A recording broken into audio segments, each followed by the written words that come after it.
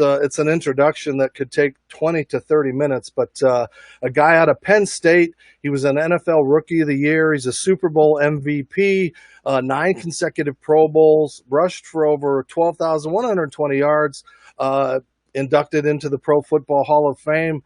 Franco Harris, hey, buddy, thank you for joining us here at Ability MKE. Thanks for being a part of this tonight. Hey, Dave, I'm doing well, still hanging in there, staying out of the way of, I guess, a lot of things and a lot of people, but thank you for having me. I'm doing well. Thanks for joining us, and we're waiting for your surprise to show up, but hopefully he'll pop in here in a little bit. But again, right now on here with me is number 32. I feel like I should start talking like the great and legendary Howard Cosell, just every time I see you, and I can just picture, here he is. He's just better than you've ever seen the Mikhail Baryshnikov on the legendary 32. Yeah, Howard was something, let me tell you. Those were the days back in the 70s. 70s were, so long ago. Do you ever get tired of talking about those teams and that dynasty and everything that you guys kind of represented? Hey, you know what? I love my teammates, great guys, great people. We had, I guess I'm going to take the liberty of saying that I think we had the greatest run in NFL history. It was incredible. And the 70s run, I think, set a benchmark for a lot to follow. And we had quite a team. And Donnie Shell got into the Hall of Fame this year. So that's number 10 out of the 22 starters, 10 in the Hall of Fame. I mean, that's pretty impressive. And, people talk about dynasties now. It's tough to win 2 in a row. But, I mean, you guys had that year in and year out, the classic battles with the Cowboys, wanted the one for the thumb in 81. But the core of that group, unlike now with free agency and everything, you guys stayed together a long time with wide receivers and running backs and that quarterback we talk about every now and then. That core of that team really played together, and we're in those trenches for most of those battles. You know what I tell people, and that I'm glad we did not have free agency. Now, people say, Franco, that's crazy because we made nowhere near the money that players are making today because of free agency. But you know what? I'd rather have our decade that we had with the 4 championships and played in 6 championship games and, in the playoffs just like every year. I would rather have that than have the money. Now, I know it sounds crazy, but that's me. I'd rather have the time that we had than the money that could have been had.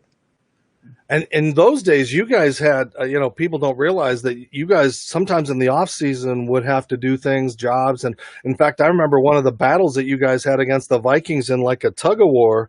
Super team. That's what it was called. Oh, and look who's here. I got too many people here, so I gotta bring Rocky in here. Holy cow, I've been doing this and you jumped in here and the surprise is ruined, Rock. How you doing, Steve? Franco, my man. Rocky, hello there. Nice to see you. Rocky, like I guess one of the first times I was on time. That's right. You were on time. That's right. I was late. That's okay. I'm just glad you guys are here. And the guy that is on the bottom of your screen right now, he needs no introduction, but just let me tell you, it's number 20, Rocky Bleier. This guy is, just an amazing story. Out of Notre Dame, won a national championship with Notre Dame, came into the NFL, then got drafted, went to Vietnam, came back, survived getting blown up in Vietnam, and has made it in the NFL, 4 Super Bowl titles with the Pittsburgh Steelers. Just an amazing guy off the field who's done so much. So, Rocky, it's so great to have you here. And I just wanted you and Franco, if you guys want to catch up and say I know you guys haven't seen each other for a while. How you guys doing? Yeah, especially with this pandemic that's going on. I think the last time might have been December then. Then, yeah, you're right. You Yeah, know, uh, yeah. Well, like I yes, mentioned, that's everything else. As we missed our birthdays together. You know, right, right, Frank, our birthdays are right around each other's in early part of March, and so right. uh, Mine's is the seventh. I think you're what the yeah, fifth. mine's the fifth. You're right. Yeah, Yeah, mine's the and I'm the fifth, and seventh. he's the seventh, and so on. Yeah, Yeah. Well, I'm but so it's but neat. anyway, so Well, it's great to Dave, be able to get together like this. yeah, Dave, you were talking about Rocky's story. It is an incredible story, and but it just goes to show you, even though the challenges we face, the perseverance and hard work, uh, and makes a difference. And also, Oh, Rocky, I was telling him that we had a pretty good team back then too. pretty good team. You better Yeah, believe it was a pretty good team. It was a damn good team with all the players that we had and the characters we had on the team, and how it meshed together. And then and you think about it. So we talk about the dynasty. We talk about the '70s and the Immaculate Reception and the turning point of the Steelers and a belief system and guys coming together. But as we look back, it's great to be able to say that we were the best. But at the moment in time, it was like in 1974. At the beginning of that season, just to put it in perspective, is that Franco was banged up. He wasn't. He got hurt in the first game, and so he was not available for the first part of the season. Joe Gillum was the starting quarterback. Bradshaw was sitting on the bench. And we got off to a shaky 3-1-1 start, so nobody knew what was going to happen, at that period of time until it kind of all meshed together. When Franco got healthy and we came back, and then Bradshaw came back, and I got a chance to start in that backfield about the fifth game of that season, and then so it kind of, but no one knew, because there was a players' strike. 14 new guys made the team in 1974, which is a lot, and so there was a lot of upheaval that we had to overcome to be able to set that standard in that year specifically, and so well, that kind of did it. Rocky, if you think about it, how certain things make certain things happen, because as you said in 1974, things weren't going that well. Things were kind of sputtering. And like when I came back, the decision by, I think it was Dick Hoke, or was the other coaches, or Dick Hoke, to try us both together in the backfield, right? Right, yeah. So And anyway, so as I heard that story, it was basically uh, Chuck Noll had talked to Dick, or in their conversation, and said that there was a weakness in their backfield. And the weakness was he said, "Who's your best blocker?" And they said, "Well, Bleier." And he said, "Well, then start him."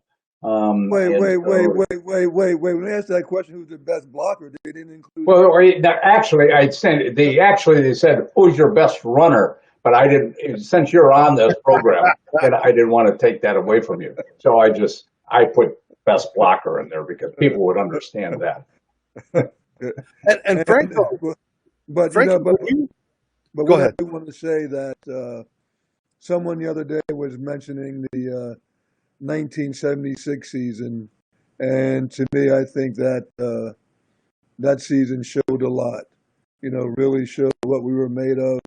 And even though it wasn't a Super Bowl season, I tell people that was a season that really showed the true character of our team. And if it Oh wasn't, yeah, and if it wasn't for injuries right at the end again, I feel strongly we would have won three in a row.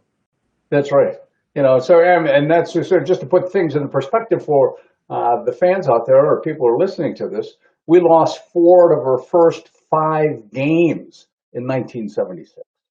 And all of a sudden, and Bradshaw got hurt, and he was out. And in the The remaining rest of the nine season, games, for the rest of the season, the remaining nine games, the defense, had 5 shutouts, only allowed 126 points or 126 yards average, like 21 points or something within the five. And, and so, and Bradshaw got hurt in a game against Cleveland. And our backup quarterback was Mike Krzyzek, who was a rookie at that time. So all of a sudden they pare down the offense, and we're running the ball. The offensive line did a wonderful job, a great job. And I tell this in all honesty, only because of the fact that Franco gained 1,100 and some yards that season, but I gained 1,000 yards myself. So, which was a tribute to that offensive line of being able to do as much as they did, and we just controlled the ball, 3 and down, 3 and out with the defense, and then offense we just ran the ball, and we got into the playoffs, and both Franco and I got hurt in the Baltimore game, and then we went out to Oakland to play the championship game and lost that game because all the running backs were banged up.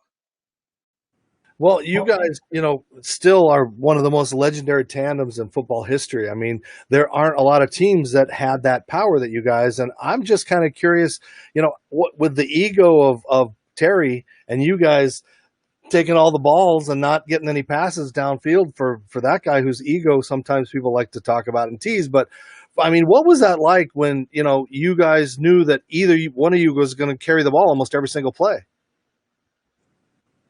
Well, both Franco and I argued who was going to get the ball, and he won out most of the time. Well, so now you talk to Bradshaw. You talk to Bradshaw, and he'll go, "Oh, no." He said, "I was for, I asked, what do you guys wanted to run? What did you want to run? What did you want to run? What pass did you?" So we got the Stallworth and Swan saying, "Well, throw me the ball." Franco say, "Well, give me the ball. Well, I'll block for Franco then. So give him the ball." So. Well, like me and Rocky, I guess we still argue who had the best catch, though.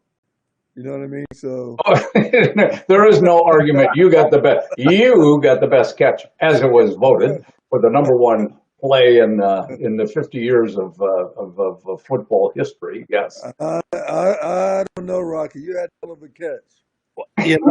And speaking of the Immaculate Reception, that's one of the most iconic plays, but there's still this thing that's built up in the lore. And Rocky, you've been on 3 Sports Illustrated covers. The first one when you were out of Vietnam, second one when you guys started that great tandem, and then of course there's the leaping one in the end zone. And I use that word leaping because depending on your teammates and your opponents, sometimes they say, it was only a couple inches off the ground, and but a lot That's of all it was. That's all it was. So I'm curious because here we'll take a look at this. I broke down the film. I've zoomed in on all these plays. You can kind of see some air. You can see some, but with all those clumsy pads and everything that you had, I'm just curious. How did you get that ball in the first place and then tuck it in and fall into the end zone like that? I just have to tell you that those pictures that you just showed, all those pictures, were really on my way down. See, I was much higher. I was 18, 19 feet. So I was out of range. Now they caught me on the way down. So I just wanted to explain that to you. For our radio listeners, I had a couple of pictures up, and there are some heights, I guess, depending on if you're on the ground. But, Franco thought it was like 2 inches or 4 inches that I jumped. Well, Rocky, it's an 8-second play. Camera angle, camera angle. That's right. Well, Rocky, it's an 8-second play, but you talk about it for 30 minutes at a time, and I'm just curious, Franco, from your perspective, what do you remember on that play? No, like I tell you what, that was a huge play because we were going back and forth with the Cowboys. That was one heck of a game, and every touchdown was big for us at that time. That was one heck of a game that we had that year. That's right. And you know what? And I do want to say that what made our team special is that we had guys that could make plays, right? And big plays when we needed big plays. And that's what made a difference. I mean, having a quarterback like Bradshaw, one of the strongest quarterbacks, strongest arms in, probably in, quarterback history. And and boy, he can make big plays. And you think about through our whole decade, people came up with plays when we needed it, and that was one heck of a play at a very big time.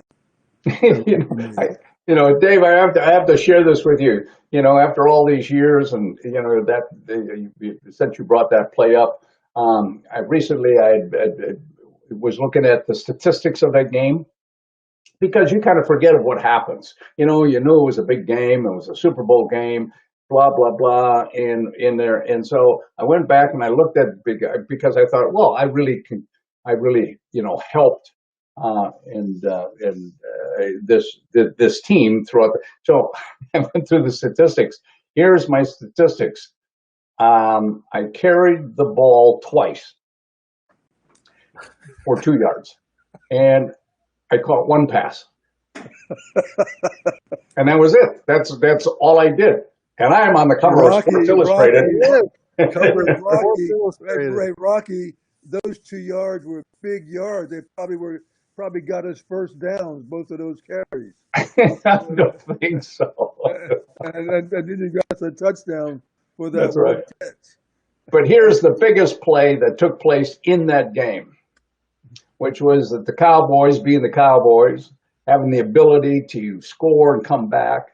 So they're down by 14 points, or less than that, so by 11 points, and they get an onside kick, and they recover the onside kick. They take it down, and they score. So now there's a 4-point difference, and there's maybe less than a minute left on the clock. I think maybe 40 seconds, and they're lined up for another onside kick, obviously, to try to get the ball. Well, I'm on the all hands team as we're receiving the ball, and I'm right up in front. Now you might think, that you're up in front. Say, okay, fine, give me the ball. Kick it to me. If you're going to kick it to me, kick it to me. If you're going to kick it anybody, kick it to me so I can get on the ball. Well, I'm not that guy. Okay, so I'm right in the middle, and I'm going, don't kick it to me. Don't kick it to me. And of course, they didn't listen to me, and so they dribble it towards me, and I dive on the ball at the end of the game. And I have to tell you one thing. That was the hardest I ever been hit in that whole game, was there at that last. Well, I think you may have taken some hits by the guy that played you in your life story, because I got to bring that up too. It was Robert Urich played you, Rocky, in the Rocky Bleier story, Fighting Back.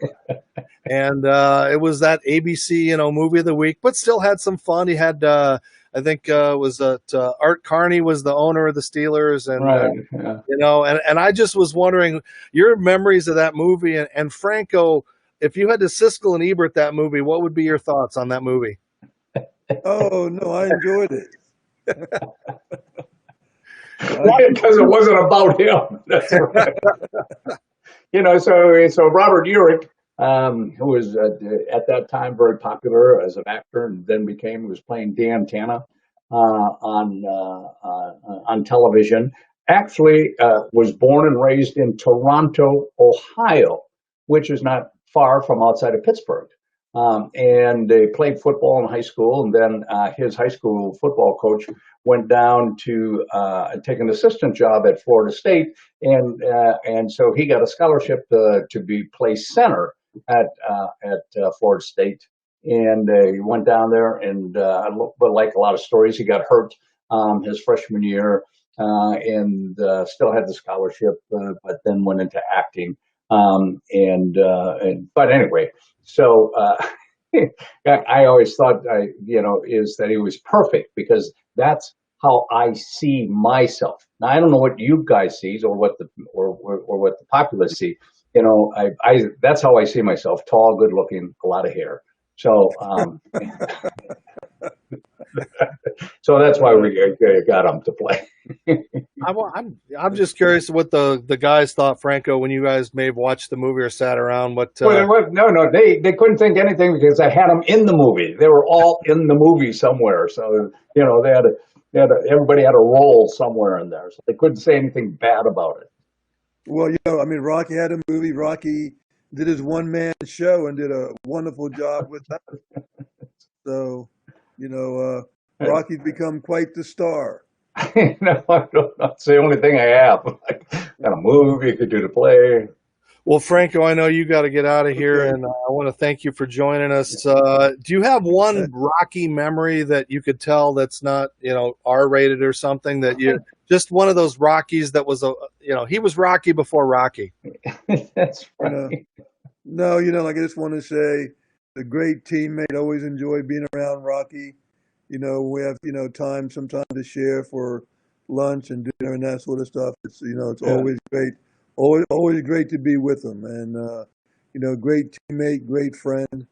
So lucky So guy. yeah, so the great thing about Franco is he listens to all my stories, and he thinks they're funny. So that's And I laugh at them. and he laughs.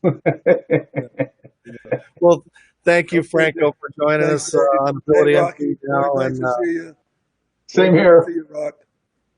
I'll see you. Thanks, Franco. Okay, thanks. Bye. all right, wow, legendary Franco Harris. I'm sorry we didn't get that surprise, but you were probably surprised when you tuned in, Rocky. I did. Yes. That was Lead the great. way again, right? That was great, Dave. Thanks. Yeah, that was super. Well, we're going to continue with the show. We've got some things